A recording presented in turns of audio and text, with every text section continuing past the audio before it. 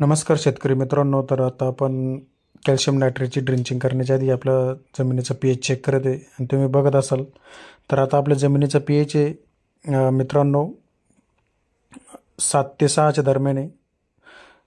तर आपण आता हे पी-एच ड्रिंचिंग केल्यानंतर परत एकदा याचं पी-एच चेक करणार आहे आणि त्याच्यानंतर आपण पूर्ण याचं मायक्रोन्यूट्रिएंट, मॉइश्चर, लाईट किती आहे हे पण आपण याच्यानंतर चेक करणार आहे.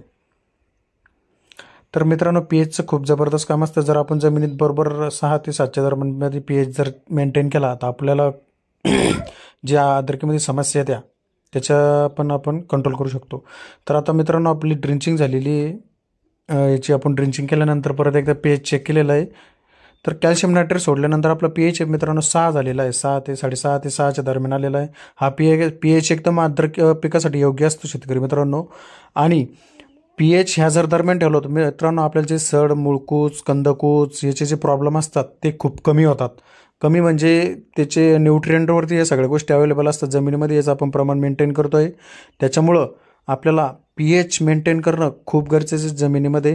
जर आपला पी-एच जर जास्त झाला तर आपल्याला स्टेम रॉट, स्टंप सड म्हणजे वरून स्टंप वाळणे, स्टंप एकदम आपण बघतोय की तांबडे वाळत जातात. तर हे प्रमाण वाढत जातं आणि जास्त कमी जर झालं तर खाली कंदामध्ये सड लागते. म्हणजे कंद